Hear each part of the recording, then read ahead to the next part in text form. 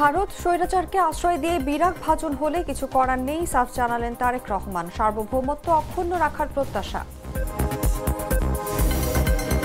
দেশজুড়ে নির্বাচনী প্রচারে নামছেন খালেদা জিয়া। আসছে বুলেট প্রুফ মিনি বাস, কয়েক সপ্তাহের মধ্যেই আসবে ঘোষণা। 5 বছর পর পদ্মায় চলছে ঢাকা আঙ্কারা বৈঠক। আলোচনায় দ্বিপক্ষীয় সম্পর্ক, আঞ্চলিক পরিস্থিতি ও আন্তর্জাতিক সহযোগিতা। গ্রেটা থুনবার্গ সহ 171 জনকে ফেরত পাঠালো ইসরায়েল। ইতিবাচকভাবে শেষ হয়েছে যুদ্ধবিরতির প্রথম দফার আলোচনা। এবং নারী বিশ্বকাপ ক্রিকেটে বাংলাদেশের নারীদের আজ ইংরেজি পরীক্ষা। ইংল্যান্ডের মুখোমুখি জ্যোতির দল।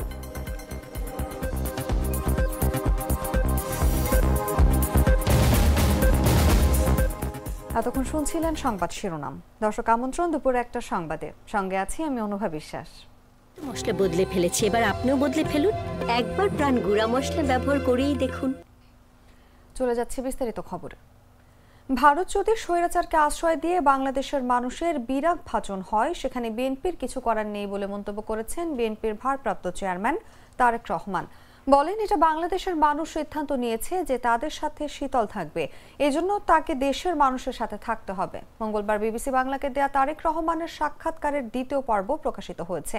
এতে তারেক রহমান বিএনপির রাজনীতির পরিবর্তন, ভারতের সঙ্গে সম্পর্ক, সংস্কার নিয়ে কথা বলেছেন। বিস্তারিত জাগো ডেস্ক রিপোর্টে। ছাত্র জনতার গণ অভ্যুত্থানের মুখে দেশ থেকে পালিয়ে এখন ভারতে আশ্রয় নিয়েছে ক্ষমতাচ্যুত প্রধানমন্ত্রী শেখ হাসিনা। এরপর থেকেই উত্তেজনা দেখা দিয়েছে ঢাকা দিল্লি সম্পর্কে। অন্তর্বর্তী সরকার দায়িত্ব নেওয়ার পর থেকেই গেল 1 বছর ধরে ভারতের সঙ্গে একটা শীতলতার সম্পর্ক চলছে। তো ভারতের সম্পর্কে আপনাদের নীতি কি হবে ভারতের সাথে সম্পর্কের বিষয়ে? আমি ক্লিয়ার করেছি পুরো ব্যাপারটা। সবার আগে বাংলাদেশ। বিএনপি সরকার আসলে কি পরিবর্তন আসবে এই সম্পর্কে? পরিবর্তনের কি উদ্যোগ নেবে দলটি? এবার এই বিষয়ে সরাসরি কথা বলেছেন বিএনপির ভারপ্রাপ্ত চেয়ারম্যান তারেক রহমান। তিনি বলেছেন, ভারত স্বৈরাচারকে আশ্রয় দিয়ে দেশের মানুষের বিরাগ ভাজন হলে তাদের কিছু করার নেই। এখন তারা যদি স্বৈরাচারকে সেখানে আশ্রয় দিয়ে বাংলাদেশের মানুষের বিরাগ ভাজন হয়, সেখানে তো আমাদের কিছু করার নেই। বিবিসি বাংলাকে দেয়া তারেক রহমানের সাক্ষাৎকারের দ্বিতীয় পর্ব মঙ্গলবার প্রকাশিত হয়েছে। এতে তারেক রহমান বিএনপির রাজনীতির পরিবর্তন, ভারতের সঙ্গে সম্পর্ক, সংস্কার নিয়ে কথা বলেছেন। তারেক রহমান বলেন, এটা বাংলাদেশের মানুষ সিদ্ধান্ত নিয়েছে যে তাদের সাথে শীতল থাকবে, এজন্য তাকে দেশের মানুষের সাথে থাকতে হবে। এটা বাংলাদেশের মানুষ সিদ্ধান্ত নিয়েছে যে তাদের সাথে শীতল থাকবে, সো আমাকে আমার দেশের মানুষের সাথে থাকতে হবে।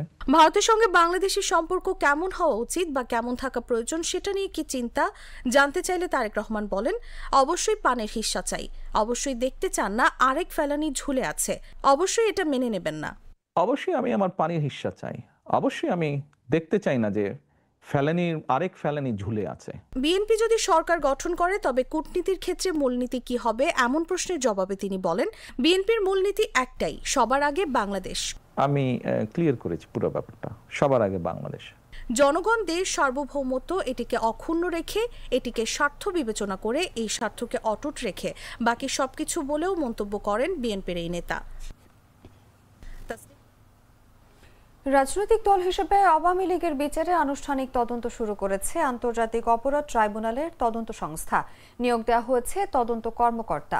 মঙ্গলবার বিষয়টি নিশ্চিত করেন ট্রাইব্যুনালের chief prosecutor Mohammad Tajul Islam. Chief prosecutor Tajul Islam বলেন, অভিযোগের ভিত্তিতে প্রাথমিক তদন্ত শুরু হয়েছে। এটি পুরোদমে শুরু হলে বিষয়টি কতদূর পর্যন্ত যেতে পারে তা তখন জানানো যাবে।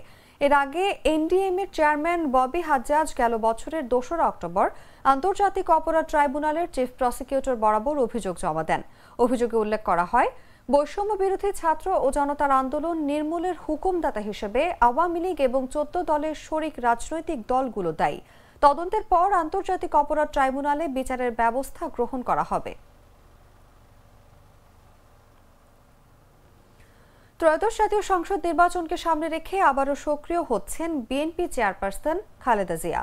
দীর্ঘ 10 বছর পর তিনি সরাসরি নির্বাচনী প্রচারণায় অংশ নিতে যাচ্ছেন, এমন ইঙ্গিত মিলেছে দলীয় সূত্রে। বিএনপির একাধিক সূত্র জানায়, খালেদা জিয়ার নির্বাচনী সফরের জন্য বিশেষভাবে তৈরি একটি bullet proof mini bus Japan থেকে আনা হচ্ছে। তার স্বাস্থ্য ও নিরাপত্তা বিবেচনায় যানবাহনটি কাস্টম ডিজাইনে প্রস্তুত করা হয়েছে। আগামী কয়েক সপ্তাহের মধ্যে খালেদা জিয়ার নির্বাচনী যাত্রার আনুষ্ঠানিক ঘোষণা দেয়া হবে। খালিদ হোসেনের পাঠানো তথ্যচিত্রে বিস্তারিত জাগো ডেস্ক রিপোর্টে। দলের কর্মসূচি থেকে মাঠের সমাবেশ, নির্বাচনী প্রচারণা থেকে জনমত যাচাই, সব মিলিয়ে একটি নতুন রাজনৈতিক গতি তৈরি হয়েছে দেশের প্রধান রাজনৈতিক দল বিএনপির। আসন্ন ত্রয়োদশ জাতীয় সংসদ নির্বাচনকে সামনে রেখে নানা হিসাব নিকেশ কষে সাজানো হচ্ছে দল। এদিকে শোনা যাচ্ছে নির্বাচনকে সামনে রেখে আবারও সক্রিয় হচ্ছেন বিএনপি চেয়ারপারসন বেগম খালেদা জিয়া। শুধু তাই নয়, দীর্ঘ 10 বছর পর সরাসরি নির্বাচনী প্রচারণায় অংশ নিতে যাচ্ছেন খালেদা জিয়া, এমন ইঙ্গিত মিলেছে দলীয় সূত্রে। বিএনপির একাধিক সূত্র বলছে, খালেদা জিয়ার নির্বাচনী সফরের জন্য বিশেষভাবে তৈরি একটি bullet proof mini bus Japan থেকে আনা হচ্ছে। তার স্বাস্থ্য ও নিরাপত্তা বিবেচনায় যানবাহনটি কাস্টম ডিজাইনে প্রস্তুত করা হয়েছে। খালেদা জিয়ার পাশাপাশি বিএনপির ভারপ্রাপ্ত চেয়ারম্যান তারেক রহমানের জন্য জাপান থেকে আরেকটি বুলেট প্রুফ গাড়ি আনা হবে। ইতিমধ্যে বিএনপির পক্ষ থেকে ওই যানবাহনের আমদানির অনুমোদনের জন্য প্রয়োজনীয় নথি সরকারের সংশ্লিষ্ট দপ্তরে জমা দেয়া হয়েছে। 2015 সালে ঢাকার 2টি সিটি কর্পোরেশন নির্বাচনে প্রচারে অংশ নেয়ার পর এবারই প্রথম খালেদা জিয়াকে পূর্ণমাত্রায় প্রচারণায় দেখা যাবে। বর্তমানে তার শারীরিক অবস্থা ও নিরাপত্তা বিবেচনায় প্রতিটি পদক্ষেপে বিশেষ প্রস্তুতি নেওয়া হচ্ছে। বিএনপির জ্যেষ্ঠ নেতারা জানান, বুলেট প্রুফ মিনি বাসেই খালেদা জিয়া দেশ জুড়ে নির্বাচনী সফরে অংশ নেবেন। তার সঙ্গে থাকবেন নিরাপত্তা কর্মকর্তা, ব্যক্তিগত চিকিৎসক ও সহকারী দল। সফরে বিভিন্ন জেলায় যাত্রা বিরতি ও জনসভায় যোগ দেওয়ার পরিকল্পনাও নেওয়া হয়েছে। ঢাকার গুলশানে বিএনপি চেয়ারপারসনের রাজনৈতিক কার্যালয়ে চলছে প্রচারণার সূচি, ভ্রমণপথ ও জনসভাস্থল নির্ধারণের কাজ। আগামী কয়েক সপ্তাহের মধ্যেই খালেদা জিয়া নির্বাচনী যাত্রার আনুষ্ঠানিক ঘোষণা দেয়া হবে। খালেদা জিয়ার সশরীরে প্রচারণায় অংশ নেয়ার প্রস্তুতি নেওয়া হচ্ছে। তবে শারীরিক অসুবিধার কারণে যদি তা সম্ভব না হয়, প্রযুক্তির সহায়তায় প্রচারণায় অংশ নেবেন তিনি। প্রাথমিকভাবে ফেনী 1 আসনে খালেদা জিয়া প্রার্থী হতে পারেন বলে দলের শীর্ষ নেতারা জানিয়েছেন। এদিকে নির্বাচনে বিএনপি চেয়ারপারসন বেগম খালেদা জিয়ার ভূমিকা থাকবে বলে জানিয়েছেন দলের ভারপ্রাপ্ত চেয়ারম্যান তারেক রহমান। সোমবার বিবিসি বাংলায় প্রচারিত এক সাক্ষাৎকারে তারেক রহমান বলেন, গণতন্ত্রকে পুনঃপ্রতিষ্ঠিত করার প্রথম পদক্ষেপ হিসেবে অনুষ্ঠিত হতে যাওয়া জনপ্রত্যাশিত নির্বাচনে খালেদা জিয়ার শারীরিক সক্ষমতা থাকলে নিশ্চয়ই তিনি ভূমিকা রাখবেন। খালেদা জিয়া নির্বাচনে অংশগ্রহণ করবেন কিনা এই প্রশ্নের উত্তরে তারেক রহমান বলেন, তার শারীরিক সক্ষমতার উপর বিষয়টি নির্ভর করছে। মামদুহা রাইসা, জাগো নিউজ। 5 বছর পর অনুষ্ঠিত হচ্ছে বাংলাদেশ ও তুরস্কের মধ্যে পররাষ্ট্র সচিব পর্যায়ের বৈঠক। এতে ঢাকার নেতৃত্ব দিচ্ছেন পররাষ্ট্র সচিব আসাদ আলম সিয়াম এবং আঙ্কারার নেতৃত্বে আছেন সফররত পররাষ্ট্র সচিব এবেরিস আকেনজি। মঙ্গলবার বেলা 11:30টার দিকে রাজধানীর রাষ্ট্রীয় অতিথি ভবন পদ্মায় এই বৈঠক শুরু হয়। বৈঠকে দুই দেশের দ্বিপক্ষীয় সম্পর্ক, আঞ্চলিক পরিস্থিতি এবং আন্তর্জাতিক সহযোগিতা নিয়ে আলোচনার সম্ভাবনা রয়েছে। বাণিজ্য ও বিনিয়োগ বাড়ানোতে আগ্রহ থাকবে ঢাকার। সাম্প্রতিক বছরগুলোতে প্রতিরক্ষা খাতে বাংলাদেশ ও তুরস্কের মধ্যে সহযোগিতা বাড়ায় প্রতিরক্ষা ও নিরাপত্তা ইস্যুগুলোতে আলোচনার কেন্দ্রবিন্দুতে থাকতে পারে বলে ধারণা করা হচ্ছে। আন্তর্জাতিক ক্ষেত্রে বিশেষ করে D8, OIC, জাতিসংঘ সহ বিভিন্ন ফোরামে একে অপরকে সমর্থন দেওয়া সহ রোহিঙ্গা সংকটের টেকসই সমাধানে আঙ্কারার রাজনৈতিক ও মানবিক সহযোগিতা আবারও আহ্বান জানাবে ঢাকা। বৈঠক শেষে একটি যৌথ বিবৃতি দেওয়ার কথা রয়েছে। সেখানে রাজনৈতিক সম্পর্ক আরও জোরদার, বাণিজ্য সম্প্রসারণ এবং প্রতিরক্ষা অংশীদারত্বের রূপরেখা তুলে ধরা হবে বলে ধারণা করা হচ্ছে। রোজকার সাধারণ খাবার এখন হবে অসাধারণ। প্রাণ স্বাদের মশলা, স্বাদ বাড়ায়, ঘ্রাণ ছড়ায়। ফরিদপুরের সালথায় ক্যারাম খেলা নিয়ে বিরোধের জের ধরে দুপক্ষের সংঘর্ষে অন্তত 15 জন আহত হয়েছেন। সোমবার সকাল 9টার দিকে উপজেলার রামকান্তপুর ইউনিয়নের রামকান্তপুর গ্রামে এই সংঘর্ষ হয়। এ সময় কয়েকটি বসত বাড়িতে হামলা চালিয়ে ভাঙচুর করা হয়েছে। খবর পেয়ে পুলিশ ঘটনাস্থলে গিয়ে পরিস্থিতি শান্ত করে। পুলিশ, স্থানীয় ও প্রত্যক্ষদর্শী সূত্রে জানা যায়, 2-3 দিন আগে রামকান্তপুর গ্রামের একটি বাজারে ক্যারাম খেলা নিয়ে স্থানীয় ওসমান তালুকদারের সমর্থক রাকিব নামে এক তরুণের সঙ্গে প্রতিপক্ষের কুদ্দুস তালুকদারের সমর্থক লায়েক নামে আরেক তরুণের মারামারির ঘটনা ঘটে। খবর পেয়ে তখন পুলিশ গিয়ে ওই ক্যারাম বোর্ডটি থানায় নিয়ে আসে। এর জেরে সোমবার সকালে স্থানীয় চায়ের দোকানে দুই পক্ষের কথা কাটাকাটি ও হাতাহাতির ঘটনা ঘটে। এক পর্যায়ে উভয় পক্ষের সমর্থকরা সংঘর্ষে জড়িয়ে পড়ে। প্রায় 2 ঘন্টা ব্যাপী চলে সংঘর্ষে 4টি বাড়িতে হামলা চালিয়ে ভাঙচুর করা হয়। এতে উভয় পক্ষের অন্তত 15 জন আহত হয়। এ বিষয়ে সালথা থানার ভারপ্রাপ্ত কর্মকর্তা বলেন, খবর পেয়ে পুলিশ ঘটনাস্থলে গিয়ে পরিস্থিতি নিয়ন্ত্রণে আনে। পরিবেশ শান্ত রাখতে এলাকায় অতিরিক্ত পুলিশ মোতায়েন করা হয়েছে। তবে এই ঘটনায় এখন পর্যন্ত কোনো পক্ষই থানায় অভিযোগ দেয়নি। অভিযোগ পেলে আইনগত ব্যবস্থা নেওয়া হবে।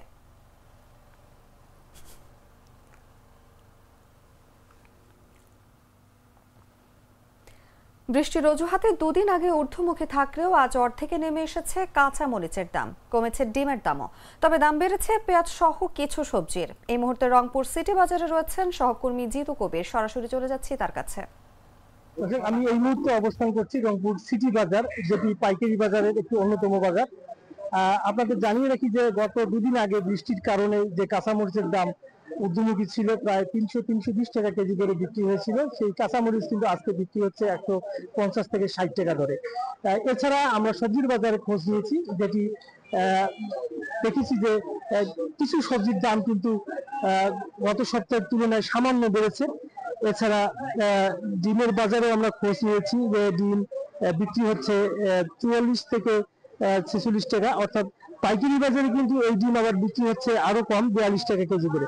যদি আপনাদের জানিয়ে রাখি যে আজকে পটল, সবজি বাজারের খবর যদি আপনার জানি যে আজকে পটল বিক্রি হচ্ছে 50 টাকা কেজি দরে খুচরা বাজারে। এছাড়া করলা 70-80 টাকা, ঝিঙ্গা 70-80 টাকা, কচুর বই বিক্রি হচ্ছে 30-25 টাকা, ঢেঁড়স বিক্রি হচ্ছে 60-70 টাকা, সিম 160 থেকে 180 টাকা কেজি দরে। এছাড়া গাজর, টমেটো বিক্রি হচ্ছে 140 থেকে 160 টাকা কেজি দরে। বেগুন বিক্রি হচ্ছে 70-80 টাকা। গোল বেগুন যেটি, সেটি কিন্তু আরো একটু বেশি দামে বিক্রি হচ্ছে, অর্থাৎ 90 থেকে 100 টাকা কেজি দরে বিক্রি হচ্ছে। আমরা পেঁয়াজের বাজারে খোঁজ নিয়েছিলাম যে সেটি পাইকারি বাজারে পেঁয়াজ বিক্রি হচ্ছে 68 থেকে 72 টাকা। এটি কিন্তু আবার খুচরা পর্যায়ে গিয়ে 75 টাকা পর্যন্ত কেজি দরে বিক্রি হচ্ছে। আমরা মুরগির বাজারে খোঁজ নিয়েছি। মুরগির বাজার যেটি পাকিস্তানি সোনালী মুরগি, সেটি বিক্রি হচ্ছে 280 থেকে 300 টাকা, এবং ব্রয়লার মুরগি বিক্রি হচ্ছে 170 থেকে 180 টাকা কেজি দরে। এছাড়া মাংসের যে বাজার, সেই বাজারে আমরা খোঁজ নিয়েছি। গরুর মাংস অপরিবর্তিত রয়েছে গত সপ্তাহের মধ্যে 720, 750, 750 টাকা। খাসির মাংস বিক্রি হচ্ছে 1000 থেকে 1100 টাকা কেজি দরে। আর মাছের বাজারে যেটি আমরা দেখেছি যে মাছ তেমন একটা কোনো পরিবর্তন হয়নি, গত সপ্তাহের মতোই মাছ বিক্রি হচ্ছে। চালের বাজারে আমরা খোঁজ নিয়েছি। রাজশাহী যে চালটি, সেটি বিক্রি হচ্ছে 70-75 টাকা। মিনিকেট বিক্রি হচ্ছে 80-85 টাকা কেজি দরে। দর্শক, এই ছিল রংপুর সিটি বাজার থেকে রংপুরের এই সপ্তাহের বাজার দর।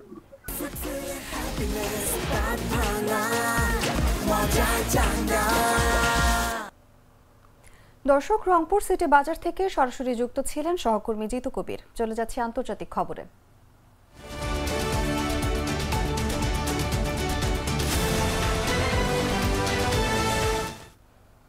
গ্লোবাল সুমুদ ফ্লোটিলা নৌবহর থেকে ইসরায়েলি বাহিনীর হাতে আটক হওয়া মানবাধিকার কর্মী গ্রেটা থুনবার্গ সহ 171 জনকে ফেরত পাঠানো হয়েছে। ইসরায়েলের পররাষ্ট্র মন্ত্রণালয়ের বরাত দিয়ে এই তথ্য প্রকাশ করেছে ব্রিটিশ সংবাদ মাধ্যম বিবিসি। প্রতিবেদনে বলা হয়েছে, থুনবার্গ সহ মোট 171 জনকে গ্রিস ও স্লোভাকিয়ায় পাঠানো হয়েছে। তারা Greece, Italy, France, Ireland, Sweden, Poland, Germany, Bulgaria, Lithuania, Austria, Luxembourg, Finland, Denmark, Slovakia, Switzerland, Norway, যুক্তরাজ্য, সার্বিয়া ও যুক্তরাষ্ট্রের নাগরিক। যুদ্ধবিধ্বস্ত গাজায় ত্রাণ সহায়তা পৌঁছে দিতে গিয়ে দ্বিতীয়বারের মতো ইসরায়েলি বাহিনীর হাতে আটক হয়েছিলেন গ্রেটা থুনবার্গ। এর আগেও তিনি ত্রাণ নিয়ে সমুদ্রপথে গাজায় পৌঁছানোর চেষ্টা করে ব্যর্থ হন। এর আগে ইসরায়েলি বাহিনীর হাতে আটক হওয়া 137 জনকে তুরস্কে ফেরত পাঠানো হয়েছে। এছাড়া 21 জন স্প্যানিশ মানবাধিকার কর্মীকে নিজ দেশে ফেরত পাঠানো হয়েছে।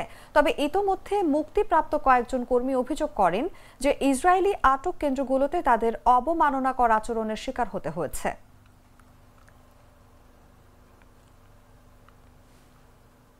ফিলিস্তিনের গাজা উপত্যকায় যুদ্ধবিরতির লক্ষ্যে হামাস ও মধ্যস্থতাকারীদের মধ্যে অনুষ্ঠিত প্রথম দফার বৈঠক ইতিবাচকভাবে শেষ হয়েছে। তবে আলোচনার অগ্রগতি বা সম্ভাব্য সমঝোতার বিষয়ে এখনো বিস্তারিত কিছু জানানো হয়নি। গাজা যুদ্ধের অবসান ও মানবিক সহায়তা প্রবাহ পুনরায় চালুর পথ তৈরি করতে এই আলোচনা একটি বড় পদক্ষেপ হিসেবে বিবেচিত হচ্ছে। সোমবার মিশরের শার্ম আল শেখ শহরে অনুষ্ঠিত এই আলোচনায় অংশ নেন হামাসের প্রতিনিধিরা। মধ্যস্থতাকারী হিসেবে এতে যুক্ত ছিলেন মিশর, কাতার ও যুক্তরাষ্ট্রের প্রতিনিধিরা। মঙ্গলবারও এই আলোচনা চলবে জানা গেছে। এই আলোচনায় অংশ নিতে সোমবারই ইসরায়েলি একটি প্রতিনিধি দল শার্ম আল শেখে পৌঁছায় বলে জানা গেছে। এদিকে মার্কিন প্রেসিডেন্ট ডোনাল্ড ট্রাম্প দাবি করেছেন, গাজা যুদ্ধবিরতি নিয়ে তার প্রস্তাবিত পরিকল্পনায় হামাস কয়েকটি গুরুত্বপূর্ণ বিষয় সম্মতি দিয়েছে। সোমবার ওভাল অফিসের সাংবাদিকদের সঙ্গে আলাপকালে ট্রাম্প বলেন, হামাস বেশ কিছু গুরুত্বপূর্ণ বিষয় সম্মত হয়েছে। আমরা ভালো অগ্রগতি করছি।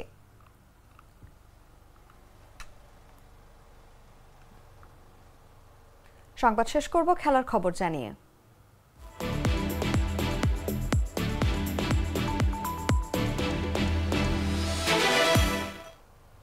জয়ের ধারা অব্যাহত রাখার লক্ষ্য নিয়ে নারী ওয়ানডে বিশ্বকাপে নিজেদের দ্বিতীয় ম্যাচে ইংল্যান্ডের মুখোমুখি হবে বাংলাদেশ দল। মঙ্গলবার ভারতের গৌহাটিতে বাংলাদেশ সময় বিকেল ৩:৩০ শুরু হবে ম্যাচটি। নিজেদের প্রথম ম্যাচে বাংলাদেশ এবং ইংল্যান্ড বড় ব্যবধানে জয় দিয়ে শুভ সূচনা করেছে নারী বিশ্বকাপ। পাকিস্তানকে ৭ উইকেটের বড় ব্যবধানে হারিয়েছে নিগার সুলতানা জ্যোতির দল। অন্যদিকে দক্ষিণ আফ্রিকাকে মাত্র ৬৯ রানে অল আউট করে দিয়ে ইংল্যান্ড জয় পেয়েছে ১০ উইকেটের বিশাল ব্যবধানে। ইংল্যান্ড এবং বাংলাদেশ নারী ক্রিকেট দল একে অপরের কাছে খুব বেশি পরিচিত নয়। ২০২২ বিশ্বকাপ ছাড়া আর কখনো দুই দল মুখোমুখি হয়নি, যে কারণে ইংরেজদের বিপক্ষে আজ এক বিরল পরীক্ষার মুখোমুখি বাংলার বাঘিনীরা।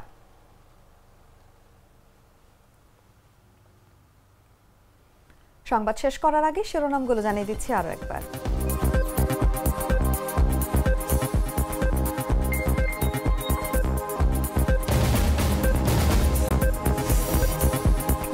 ভারত স্বৈরাচারকে আশ্রয় দিয়ে বিরাগ ভাজন হলে কিছু করার নেই, সাফ জানালেন তারেক রহমান। সার্বভৌমত্ব অক্ষুণ্ণ রাখার প্রত্যাশা।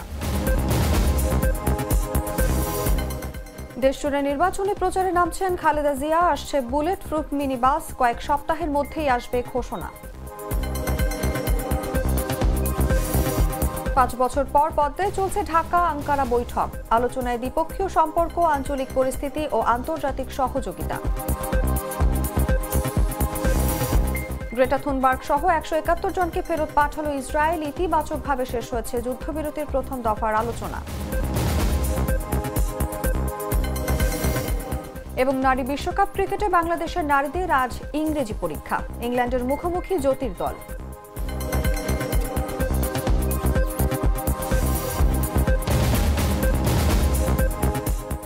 দর্শক, এই ছিল এখনকার মতো। এরপর দেখবেন দুপুর ৩টার সংবাদ। প্রতি মুহূর্তে সর্বশেষ খবর জানতে ভিজিট করুন jagonews24.com। ফলো করুন আমাদের ভেরিফাইড ফেসবুক পেজ এবং সাবস্ক্রাইব করুন জাগো নিউজের ইউটিউব চ্যানেল। ধন্যবাদ সবাইকে।